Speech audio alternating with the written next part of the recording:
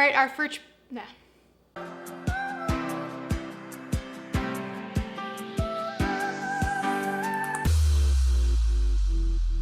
Hey everyone, I'm Sav and this is Lagom Eats. Today we're gonna be making the best buttermilk biscuits ever. These biscuits are big, they're flaky, and they're perfect for any kind of biscuit sandwich. Let's take a look at the ingredients. We need 6 1/4 cup of all-purpose flour, 3 cups of buttermilk, 1/4 cup of cornstarch, 3 tablespoons of sugar, 2 tablespoons and 2 teaspoons of baking powder, 1 1/2 cups of cold butter, 1 tablespoon of kosher salt, 1 1/2 teaspoons of baking soda, and 2 tablespoons of melted butter. This recipe is from a little restaurant called the Wandering Goose in Seattle. My husband and I went there a few years ago and we ordered like 4 biscuit sandwiches because we couldn't decide. They all looked so good and we weren't disappointed. They were amazing. So I love their biscuits so much. I actually ordered their cookbook when I got home and I've been making their biscuits and they're incredible. So I wanted to share it with you guys. There's a link in the description below if you want to get your hands on this cookbook too. There's a lot of great Southern recipes in here. All right, so we are going to start by putting our flour into a stand mixer. We need 6 1/4 cup of flour. Now we're gonna be using a little bit of cornstarch with this because we are using all-purpose flour.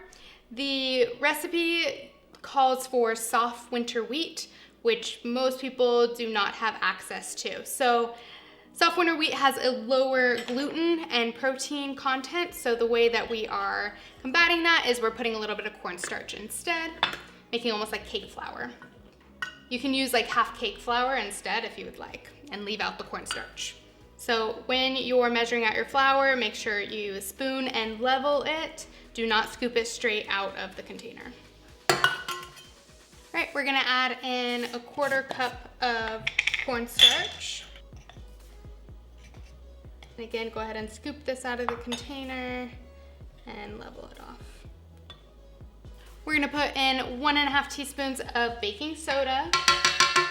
And then we're gonna be using 2 tablespoons and 2 teaspoons of baking powder.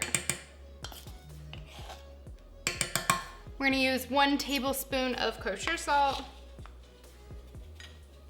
And then 3 tablespoons of granulated sugar. All right, we're gonna go ahead and just mix that up a little bit. All right, so now we're gonna use really cold butter and you can either dice this up or you can use my little trick of grating it. This, I feel like it's way easier to cut in the butter and get it all nice and even without warming up the butter too much. I recommend putting the butter in the freezer for about 15 minutes before you grate it in. All right, our butter is grated in there, so we're just gonna mix it up. Do this slowly so it all doesn't come out of your mixer. You want this mixture to resemble like small peas. All right, so we're going to leave our mixer on low and we're going to slowly drizzle in our buttermilk. Make sure it is cold. And as with any dough batter that you're making, hold back a little bit of the liquid. Your ingredients may absorb the liquid better than my ingredients, less than my ingredients, so it's really more based on feel and how it looks versus how much buttermilk you add. You want this dough to be kind of a shaggy looking dough, but not super wet.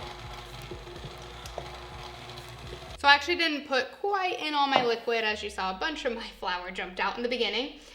So you can see it's definitely shaggy. It sticks to my fingers a little bit, but it's not super, super sticky. All right, so we're gonna roll these out now. So we'll sprinkle some flour on whatever surface that you're using. And we'll roll out just a little bit at a time. I wouldn't do it all if I were you. And I'm not gonna use a rolling pin. I'm just gonna kind of press these out. And we want them about 1.5 inches thick. So they're pretty thick. You don't want to roll it out too small. Okay, so we're gonna use a 3-inch cutter. I'm gonna dip it in flour a bit and we'll cut them out. Now, when you cut them out, cut it straight down, do not twist. If you twist, it's gonna seal the sides and they're not gonna rise up as much as you want them to.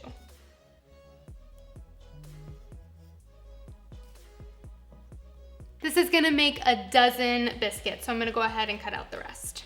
All right, so now that they're all cut out, we're gonna transfer them over to our baking sheet, lined it with some parchment paper so they don't stick.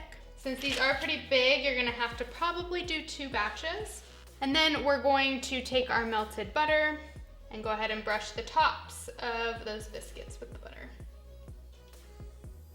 I have my oven preheated to 450 degrees. We're gonna put these in and then immediately put the temperature down to 425 degrees. Normally when you open up the oven, some heat can escape. So this ensures that the oven is 425. We're gonna bake these at 425 then for about 20 to 22 minutes. Our first batch is out of the oven. We'd let them cool for like 5 minutes just so they can continue cooking through. Let's go ahead and cut into one of these. Look how big these things are.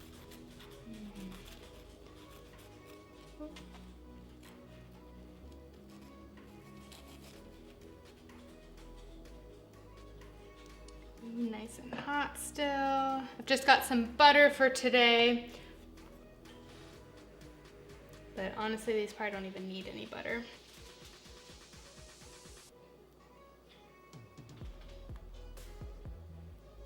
All right, I'm gonna take a bite.